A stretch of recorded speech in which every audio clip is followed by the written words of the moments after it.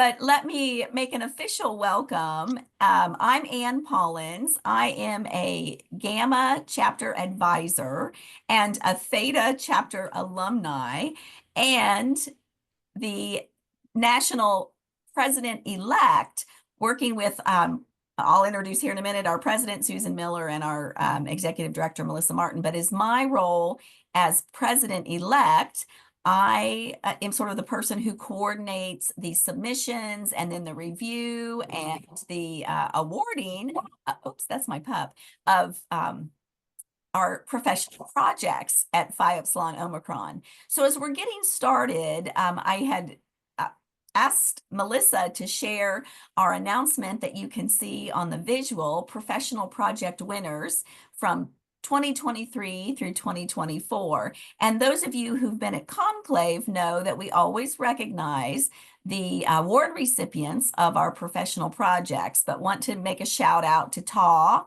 Nu, Epsilon, Alpha Alpha, Gamma Alpha, Chi, Delta Zeta, and Beta Rho. And you can read each of their professional project titles that are there. And so congratulations. Melissa's doing a great job with reactions. I can't talk and like do the reactions, but I wish I had those pretty purple floating hearts also.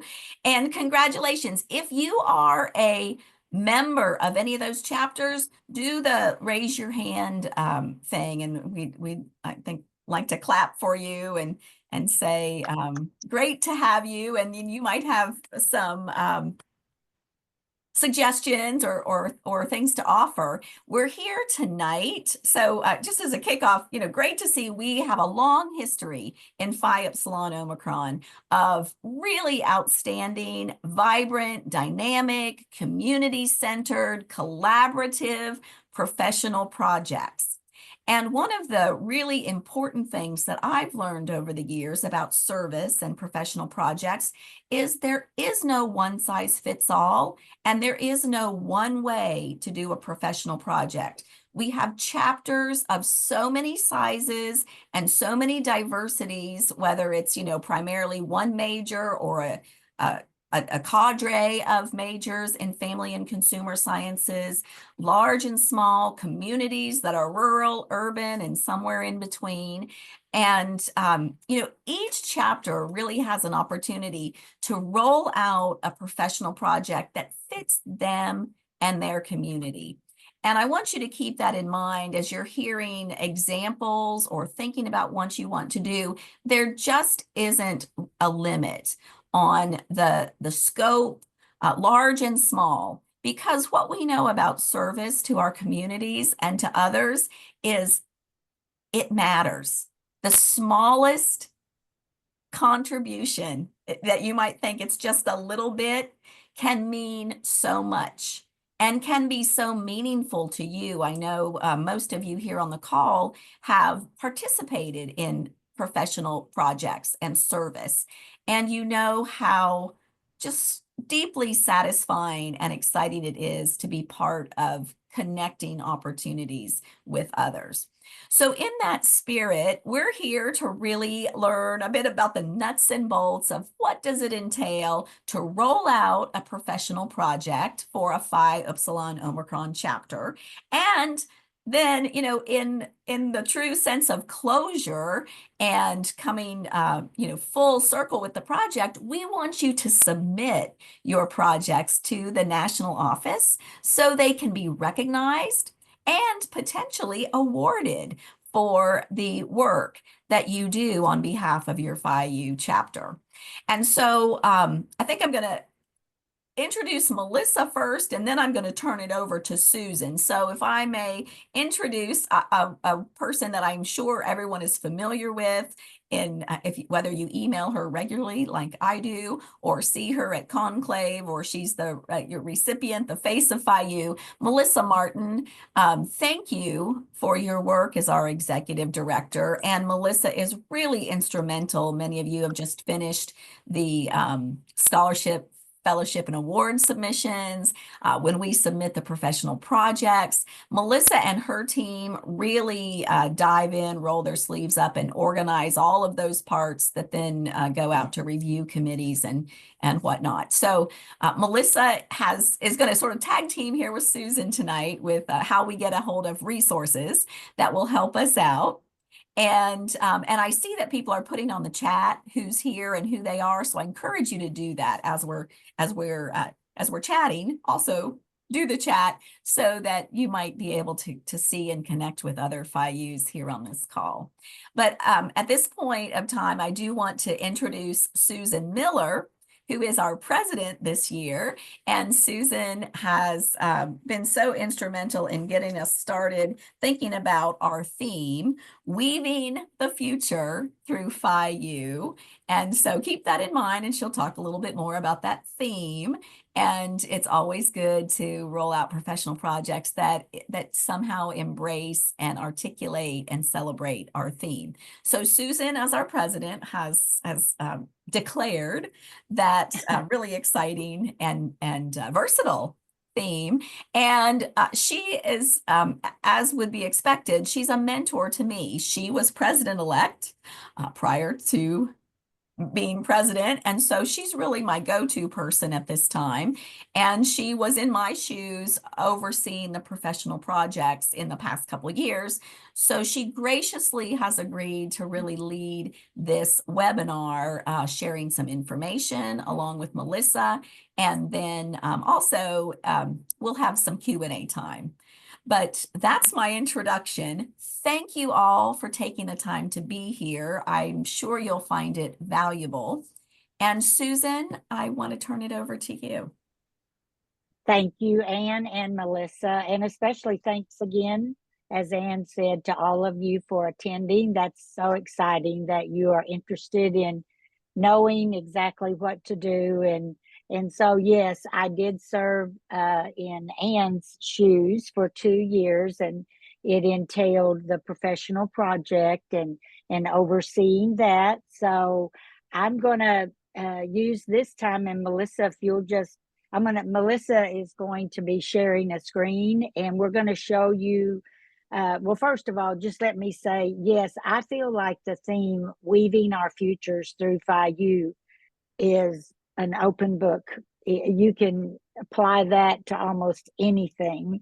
And so weaving alums and members, weaving the elderly and the young together. And so whatever you come up with, I think that you can make that Weaving Our Futures Through Phi U a part of your project. And so we're going to go through and show you how to get onto the site that has the all the paperwork and the guidelines. And then I'm going to go over the tips and tricks and the rubric and those kind of things. And as I'm doing that, I'm going to emphasize to you some of the things that I've seen over the last couple of years that we want you to really concentrate on. We want you all to be winners. And as Ann said, it doesn't have to be a big project. And if you're a new chapter, just do something just to get the hang of it, if nothing else. And I say it always makes me feel good after I've done something like that. And when I was kind of glancing over some things, and one thing says, get as many involved as possible. And I think you might find sometimes it's a struggle to get people drawn in to do their, time and that sort of thing. But if you can get them in, I think once they get going, my experience, not only as the president-elect and serving in that capacity, but as an advisor for quite a few years, once students got involved in it, they were in it. I mean, they had a buy-in.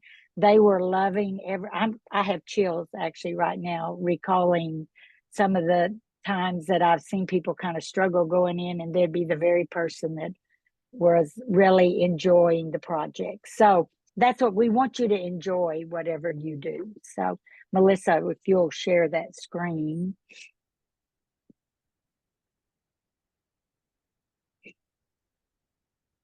And Susan, I've actually gone in as if I am a chapter officer of a specific officer. Okay. So if we want to Okay. start Why from don't you there, do you want? tell them how you got, why don't you walk them through this right here?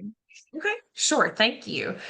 So if you log into Great Track, so if you go to phiu.org and click on log in the top right corner, you log in and you're into your chapter's website, or, kind of your portal. It's going to look something like this. If you can see that on my screen, if you are a chapter officer. So we're pretending that I'm the president of Beta Delta chapter, which is my chapter affiliation. And there's a couple of ways you can locate your resource files. You can go to more and hit files here, or you can scroll down and you see resources, view all. And this is where you'll see a plethora, depending on your privileges of which things you can see. We actually have the professional project resources saved in 3 different locations. So they're going to be saved in the All Officers and Advisors folder. So any officer or advisor can access them there. They're going to be saved in the Vice President's Resources folder, as that is their main charge or responsibility as Vice President of the chapter. And they're also, sorry about that, going to be saved in the Great Place to Start folder. If you'll just open one of those then, and we'll just kind of, yes. And go ahead. Yeah. So this is what it will look like that once you get in there. And so there are all the pieces that I'm actually going to talk to you. I'm going to start talking to you about tips and tricks. And then we're going to take a look at the rubric. And so we're going to go over most of those pieces as rapidly as I can go, because I know we're on a time schedule, and I know this is a lot of information. But regarding the tips and tricks, we've kind of already mentioned that it needs to be a project that you have met and discussed and developed a project. And somewhere, it says that it's a chapter project, but it also can be an elaboration of a project that maybe you've done in a class. And so you want to develop this project and utilize all members, or as many members as possible. When I say all, I kind of meant to say utilize all majors or all areas within your college.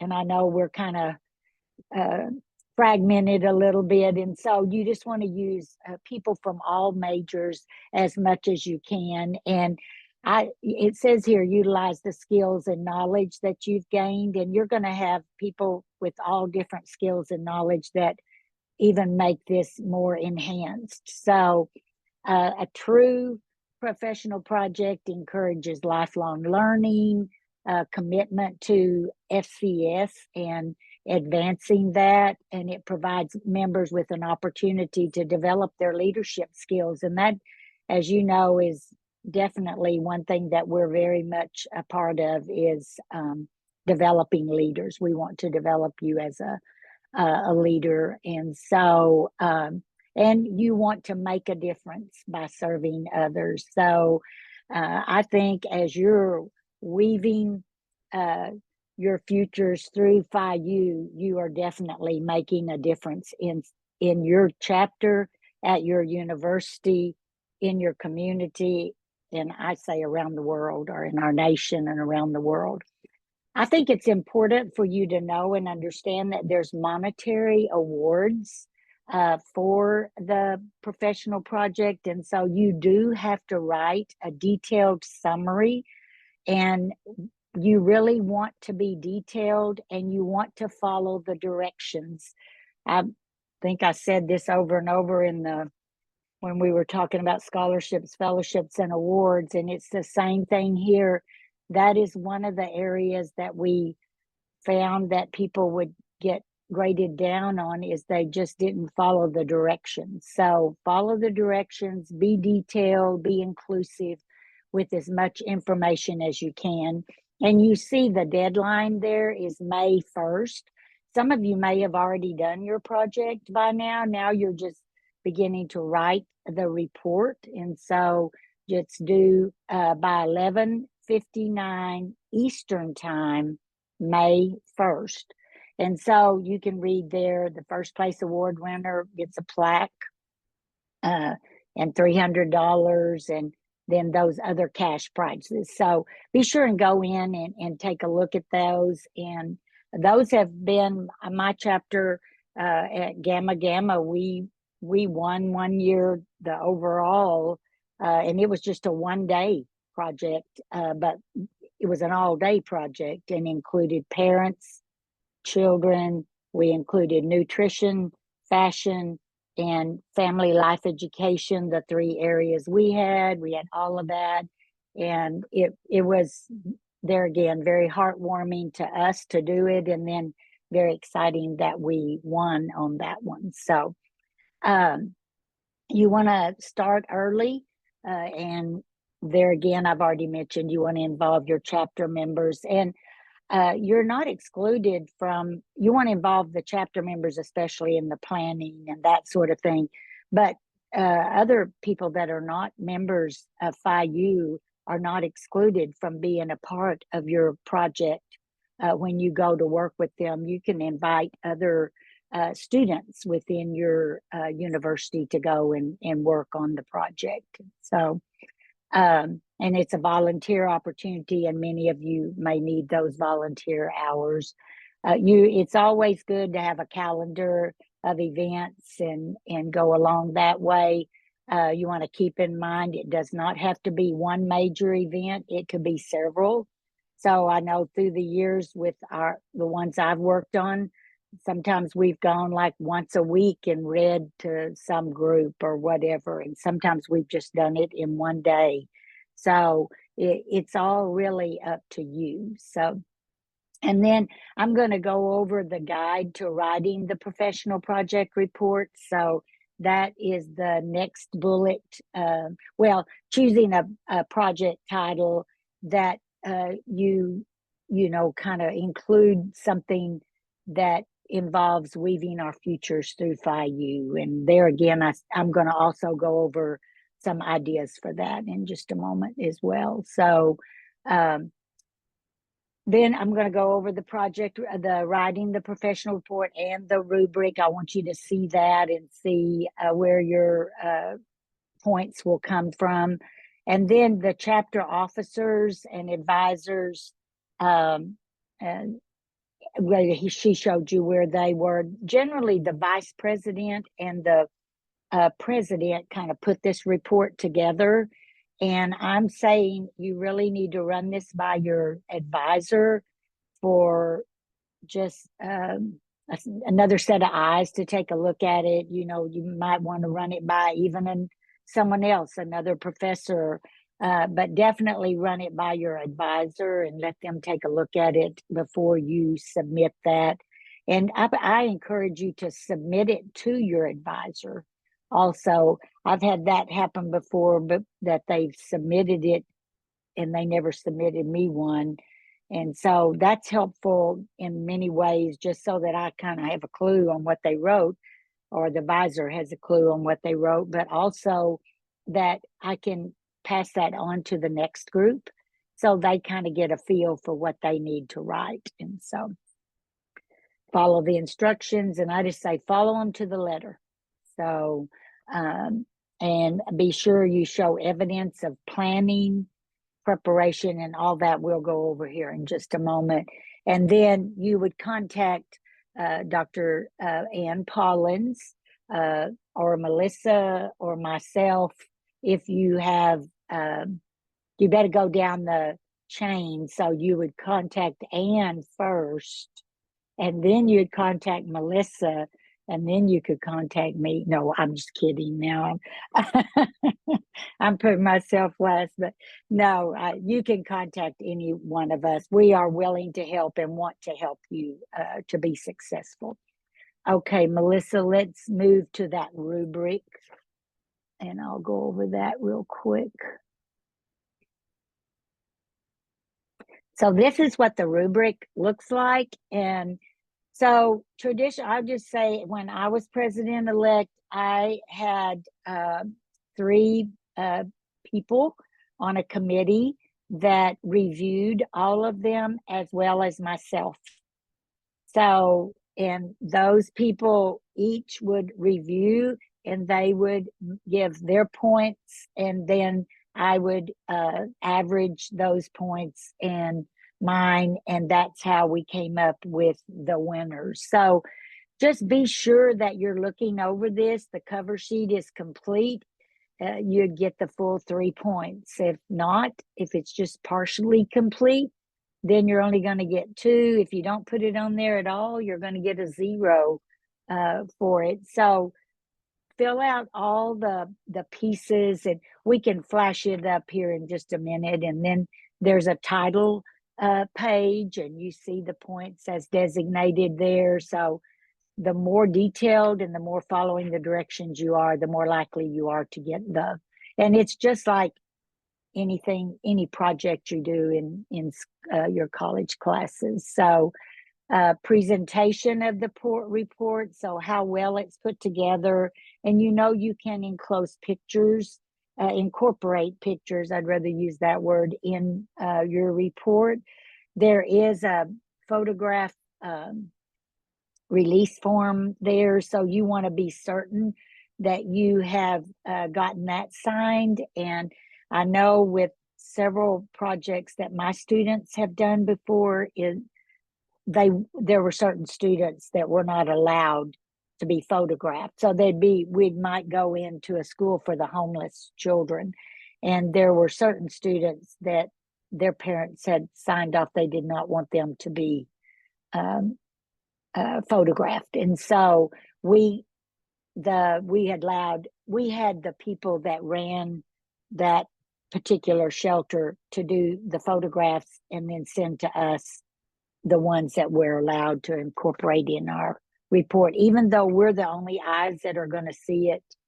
They just wanted to be certain. So be sure you get that signed. And there's an abstract, so just a little 250-word abstract that kind of just summarizes what we're going to be reading, and then the overall assessment. And then I know that you all can read this, so I don't want to read this word for word, but you want to have an introduction, the mission and vision statement. Stop at that SMART goals, because that seems to be an area that we have found that people get a little confused about or don't include. And so, you need to come up with goals and guidelines for it. You have a mission and vision statement. And so I just kind of summarized here myself. So SMART goals are, S is for specific.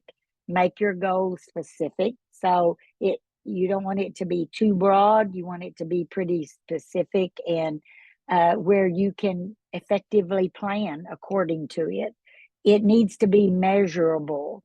So you want to make sure that you can measure your goal, measure progress through your goal. And so you can say 95% of the students we met with got involved right off of the beginning of the project. It took the other 5% 10 minutes to get involved. That's just an example. I'm just kind of pulled out of thin air. But anytime you can measure something and being sure that you tell how many of your chapter members were involved and how many other people you brought in to work with them. And then achievable is the A part of SMART. So make sure that whatever you're doing, you can accomplish that. And I taught a class called Creative Problem Solving, and I always used to tell them in that class, an achievable goal is not, I'm going to lose 10 pounds in 2 days. Okay, that's impossible, so that can't be achieved. So just think about what can you do that is achievable, that you can make happen during that time. Is it relevant? That's the R, relevant. Your goals should align with your values and any long-term objectives that you have. And it's always good to, we've made this vision statement and mission statement. This is what we want to achieve. And if we achieve this in the long haul, this is what can potentially happen. And then that it is time-based. Set a realistic but ambitious end date to clarify the task, prioritize, and increase motivation. So for SMART goals, S, specific, M is measurable, A, it's achievable, and T, it's time-based. So you can look that up, and there's a multitude of pieces on that if you Google that. So, okay. And then the last part there is, well, not the last part, but again, details. Be sure the who, what, when, where, and why, that you give all the project details, and you relate it to our national theme, weaving our futures through Phi U. And you want to include your cost and your funding. And, the more you can do without spending a whole lot of money, I think that is very effective. I used to tell my students when they were planning a fashion show, I said, we have no money, so you're going to have to beg, borrow, or steal. No, so, just use resources that you can find that can be helpful, that you don't have to spend money on, as many resources as you can. One thing that comes to my mind that it's not about this project particularly, but our chapter, one year we had a student that worked for a restaurant. And so we had food at all of our Phi U meetings that restaurant provided for us, because that student, used her connections. So use your connections. Then the format is outlined, and make sure it's a relationship to the FCS, Family and Consumer Sciences body of knowledge. You implement the purposes of Phi U, and all that can be found on our website. You utilize members. I've already said that, knowledge and skills. You all are the cream of the crop, you students are, and you faculty members that are here, you're working with the cream of the crop, and you have lots of knowledge and skills, and they're varied. And so make the best use of those. And then extent of member involvement, you want to get as many members involved as possible. And then this members reflection. So you want to call on the members that worked on this project to write just a few sentences that you can incorporate in that report about their reflection. You can even get your advisor to write a reflection.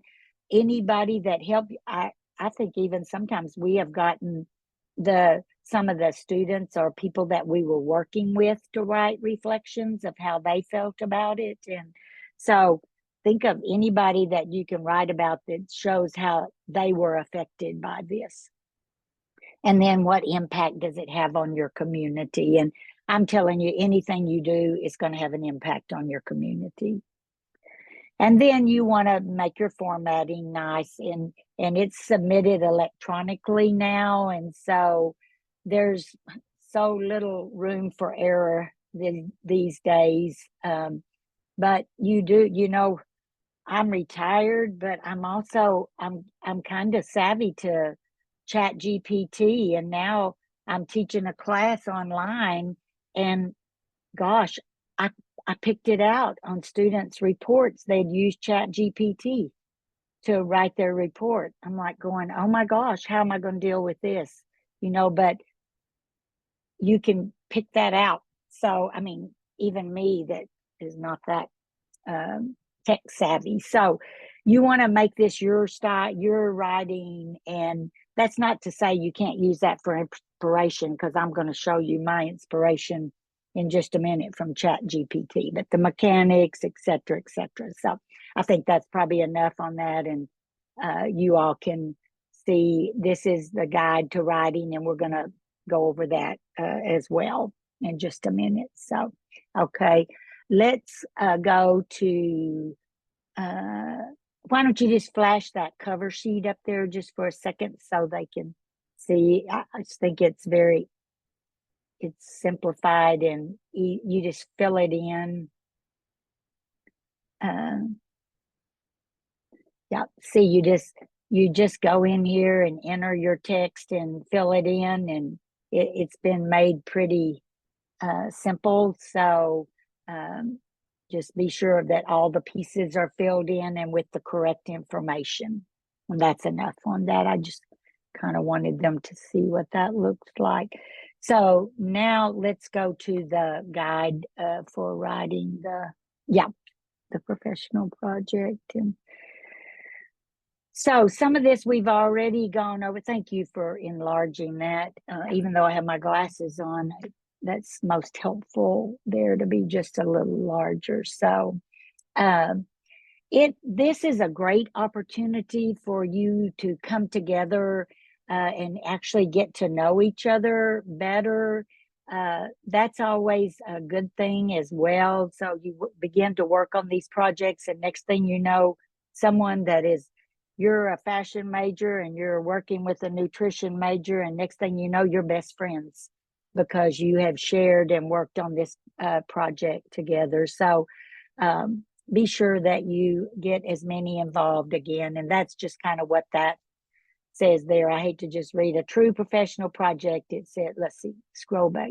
A true professional project encourages lifelong learning. And we've already said that up in that other piece. So now, the cover sheet, I've shown you that. There's a title page. So you want to include that title page, and then all the pieces of that also are on that rubric. So you want to be sure that you read the guidelines here. Professional project title. So that is where I think that your creativity can also evolve as well. So try to come up with a creative title for your project. And yes, your project will be creative as well, but I see that as a good way. It says here, please do not compile a scrapbook. So this is a professional report, and it should highlight how your chapter members used the knowledge and skills gained from your field of family and consumer sciences. And then that abstract is just a concise, about 250 word paragraph or two telling what we're getting ready to read about. So that's what the reviewers are going to read first, is that, and you want to draw them in on that. You want to make them want to read the rest of your report. So professional overall assessment. So points are awarded, and you've seen that. And so the outline, and I just say follow this outline to the T. So you have your introduction, you make your mission and vision statements, and your SMART goals, identify those.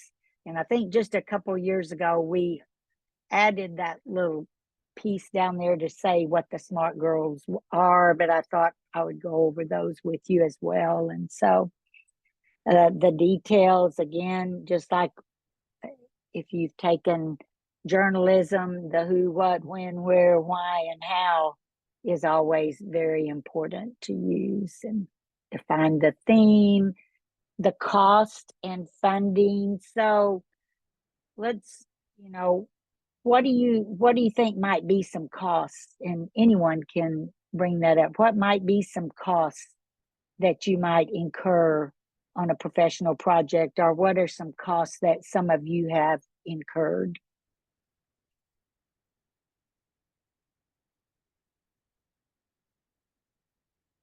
Anybody? I see Holly posted space rental Okay. in the Yes. chat. Giveaway items. Okay. So is there any way? Transportation. Transportation, yes, and especially if you're taking the participants someplace, that could be a potential costing. So you might think about how then could we get that space, telling them that this is a community project. Is there any way you could give us a break on the space? And I don't know why, and you may have to pay for the space, but just that is one way that you might try to skirt around the costing of the space. And what was that? You said another one. I'm not able to. Trina posted seeds, so there must be a planting or a garden project. Garden, maybe. yes. So there or would be supplies, seeds, so and it could be seeds.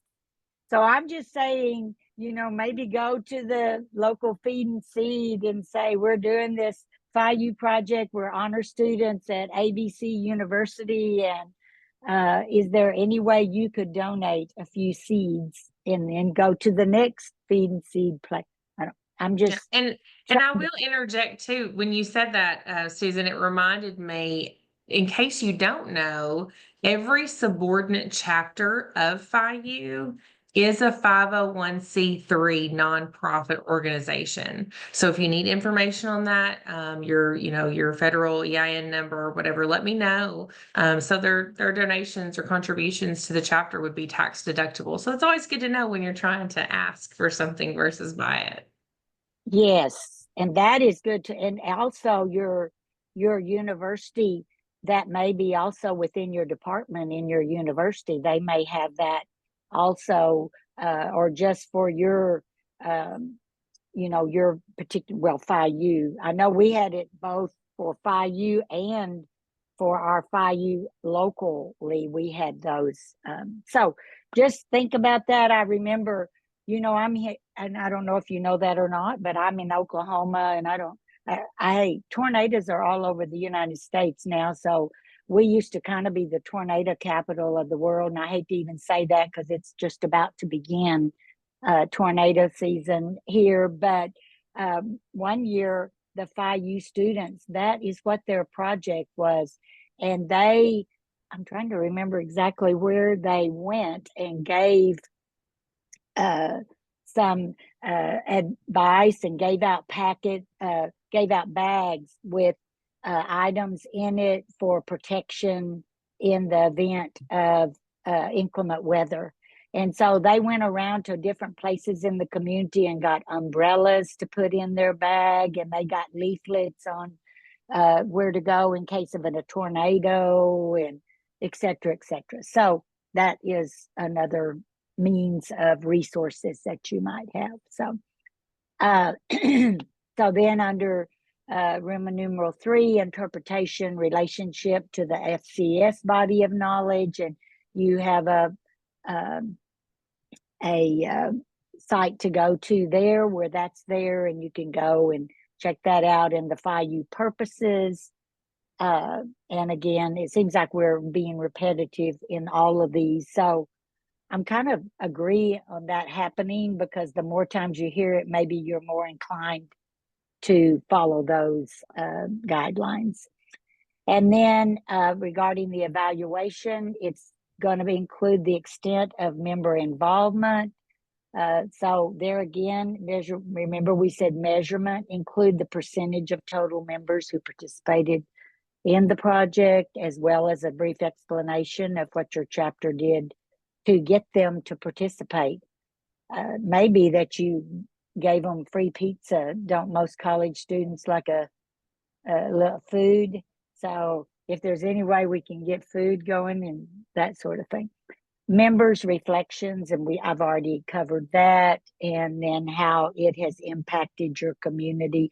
And if you can get a community leader, even like a mayor or a councilman or something within your community, or the president of your university that has noted and seen what you've done with that, if you can get them to incorporate, write a little note saying how much that impacted the community as a whole and the university community, etc. So You should be written professionally. And as I said before, there's no reason for really spelling and grammatical errors today. And that doesn't actually that it's not even spell check anymore. What's that called? I use editor. When you click on editor, you know, they do an awfully good job of editing that for you, but it still sometimes needs another set of eyes. So that's always good. So have it in a well organized manner. And again, I'm gonna go back and just say, follow that that outline that we gave you. Just follow that to the T, and then again, grammatical, punctuation, spelling should be double space. So we're specific on this. So we don't want one that's single space. So chances are we could just, you know, not look at that one. You know, unfortunately, that could happen. But 12-point font, 1-inch margin. So we have specified on here exactly how we want that. And that is how you should do it.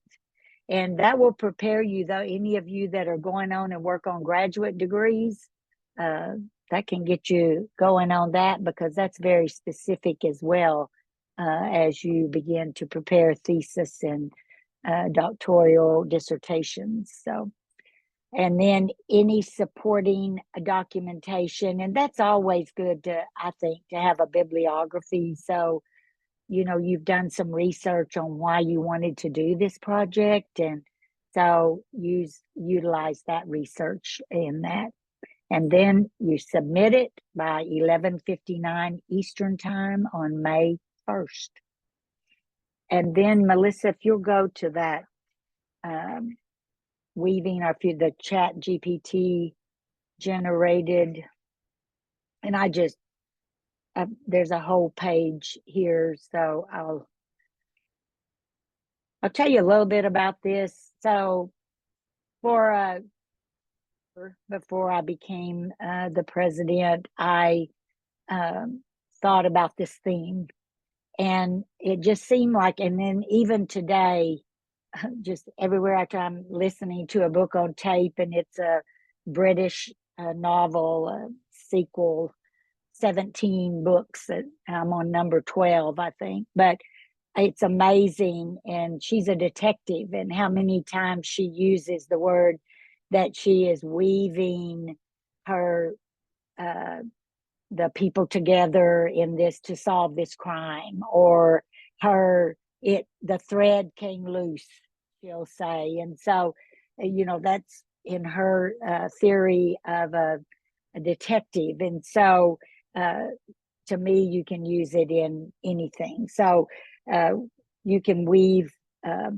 My main thing when we started this is I wanted us to be sure that we wove all of our disciplines together, because we were becoming very fragmented, and I wanted us to take a look at that. So anyway, I just typed in Chat GPT and said, weaving our futures through Phi U. And listen, that's exactly what came out. Sounds like a powerful and inspiring theme for a Phi Upsilon Omicron event or initiative. I mean, they knew all about us in there, and they went on and said, supporting leadership in the field of family and consumer sciences. I'm like, wow. So these are just some ideas, and I kind of put in a few tips in through some of this, but I'm just going to highlight number 2 is networking events. So anytime you can network and create opportunities for members to create with each other, create relationships with industry leaders, with alums. So I don't know if any of you went to the collegiate reps brewing bonds, but I attended that, and I remember Bailey speaking about a project she did several years ago when within her chapter, and they reached out to all alums. So they got a mailing list for all their alums and reached out to those alums and got them involved. So networking in that way. And then, just, I think putting down that you're a member of Phi U, and be sure you say honor society, because some people might not get that, but that is a good way to be sure you have that on your resume and use that in any networking that you might do for potential jobs. Number 4, I did that because I've had mentorship a lot on my mind, and be sure you read the next candle, because you're gonna see a lot about mentorship and mentoring in the candle. But mentorship programs, develop a program in mentorship where experienced members and alumni can guide newer members, and I'm all about that. I just think that we need to be guiding. I don't know that I'm a mentor to Anne. She's probably more of a mentor to me than I am to her. But I have had many mentors, and I've in an article in the next candle, I have spoken about mentors I've had from the beginning of time to my getting involved in Phi U. And so this is a good way for you to mentor people, new members, and for you to praise people that have been mentors to you, because I know that you have within your university, and there again, you can do something as a project that involves other people on the university. It doesn't have to be necessarily within your area, that involve them, bringing them in and letting them see what you do. I just thought of one we did when the University of Central Oklahoma turned 115, I believe. That was our professional project. We did all these. It was so cool. The students made all these questions, and they hung from the ceiling about the University of Central Oklahoma, and so that people could pull one down and ask the question, and someone would answer it for them. We brought Buddy Bronco in, who is the mascot, and we brought the students were able to come by. We had food for everybody. It was a huge reception for the whole university. And then the little child development center got to come in and sit on Buddy Bronco's lap. And so, that was definitely could be considered a mentorship, but it totally involved the whole university. And then number 7, I just kind of wanted to, because I truly, that's another thing that's on my mind, our vision. What's our vision for Phi U? What's your vision for your chapter? So how can you plan a project that will help you achieve your vision for your chapter of Phi U? And so that one states, future vision statements encourage members to create vision statements about where they see themselves in the future and how Phi U can play a role in helping them achieve their goals. And you could take that and run with that and make a professional project out of that. I can see that very easily. So I'm excited for you. I'm kind of sorry that I'm not going to get to, I can't believe that those words are coming out of my mouth, but I am kind of sorry that I'm not going to get to read all of those. And I may get to, maybe Ann will let me go in and take a peek at them, but I'm always so impressed. And I will tell you, the people that I have had as assessors for them over the past 2 years, they are just overwhelmed at what you all do and the impact that you're making. And actually, the people that I used were and had been Phi U members and academic professionals as well. And they just went on and on about how wonderful you all are and the ideas that you can come up with. So don't, let the world sky be your limit. Just, let your brains go out there and think outside the box and come up with great ideas, but also follow the directions and make sure that you do a fantastic job in presenting it to us. So I think we've got about 10 minutes. So let's see if we have any questions. And if you have a question, feel free to simply unmute and ask your question.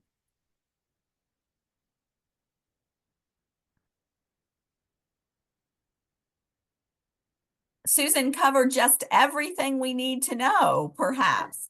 Questions often come up as you're working on your reports or thinking through. So use your advisor as a great resource person, but also Susan, Melissa, and I are accessible. Probably the quickest thing is to shoot an email to Phi Upsilon Omicron Inc. to our national director. Melissa is very good at helping us, get connected with the resources. But Susan, thank you for going over those resources. Well, you're welcome. And I was looking out in here and I see folders. Sally. Do you have anything to add to this, Sally? Because I know you've done many professional projects, and I saw that Beta Zeta was a winner, one of the winners. So, And Katie, do you have a question?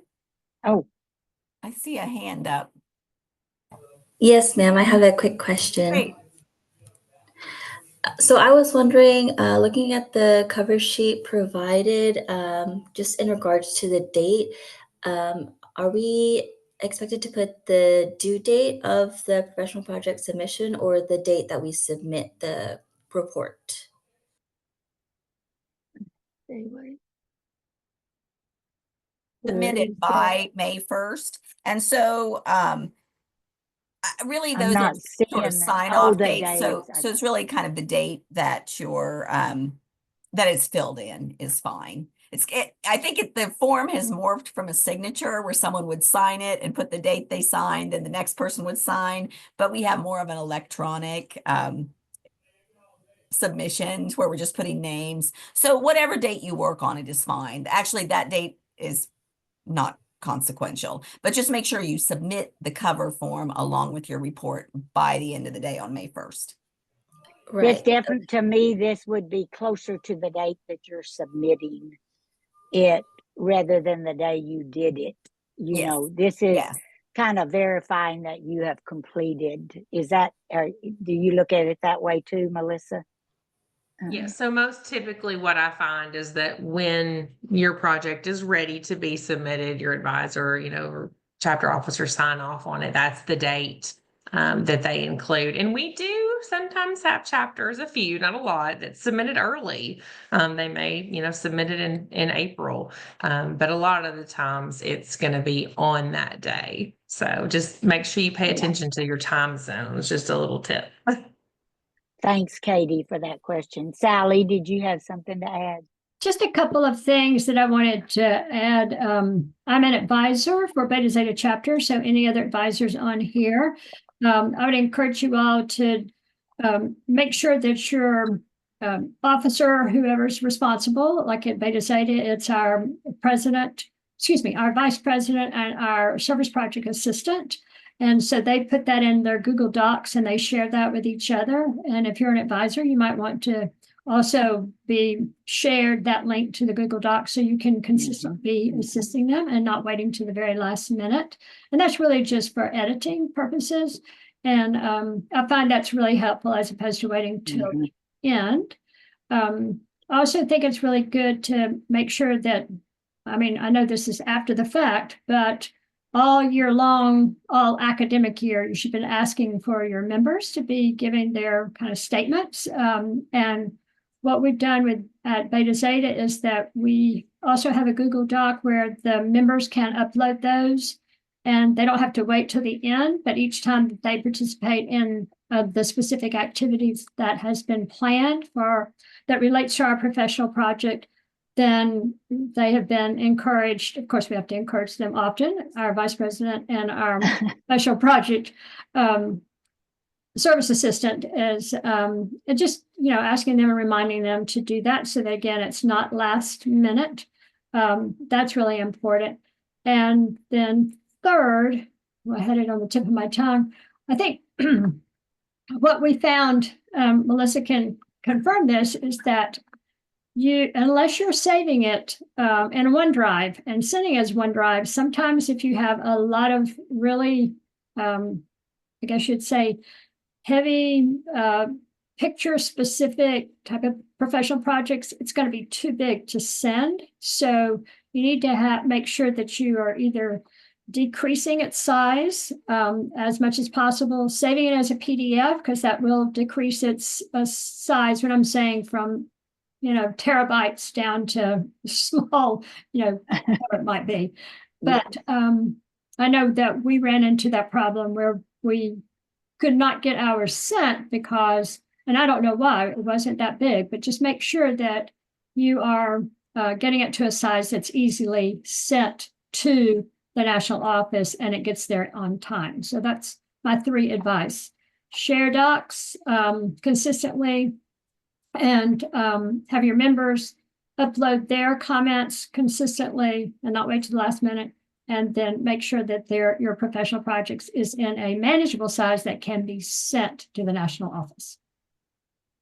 Thank you. So I knew you would Great have some advice. good points. Yes. Can I ask a question real fast to build on Yeah. that, what Sally said? Has anybody ever, because now that everything is all electronic, do just appendix appendices?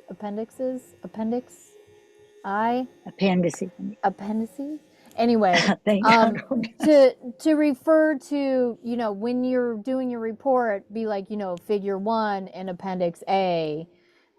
Because when you do, as Sally said, with regards to the size and putting it in the actual report does take up more space in a paper, as opposed to putting all the pictures, lumping them on like one page and saving as a PDF takes up less space, if that makes sense.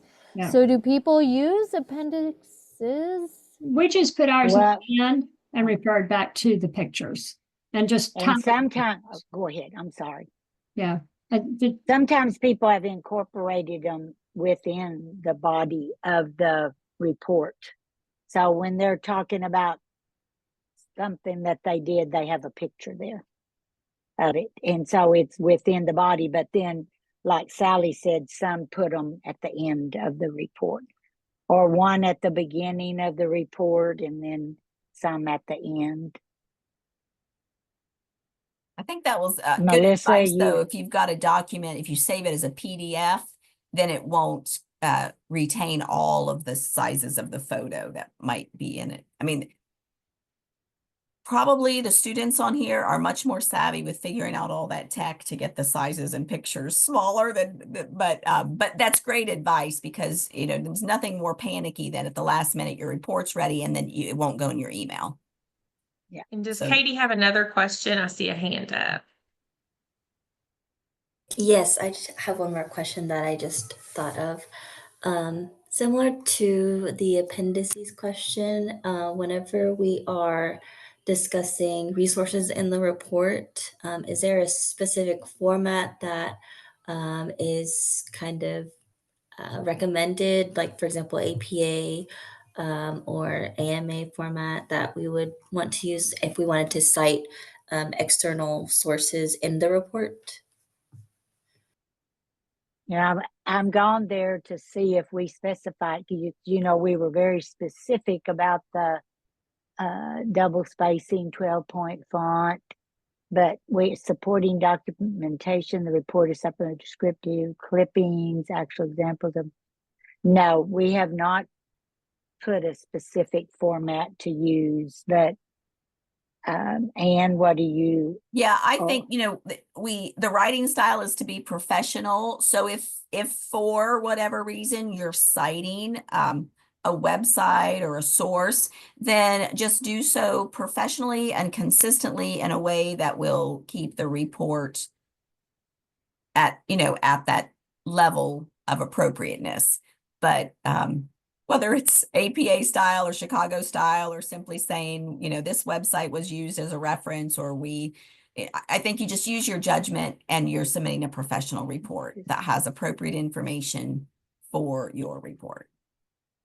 I know with that Chat GPT, I went and read about that because, I've used that a time or two to cut for inspiration. And so within the body, of the document, it says to just put Chat GPT and the date that you got that piece of information is what it said. I believe that was APA that I looked that up, but you know, and they change every year. So yeah, just be professional. I agree with Ann. Thank you for the clarification. Great questions. Well, I hope everyone is inspired, whether it is to launch your service project, your professional project, or to wrap up your year's activities as a chapter, and to just kind of wrap your mind around between now and May 1st. There's plenty of time to get a great report done and get a team together to do it.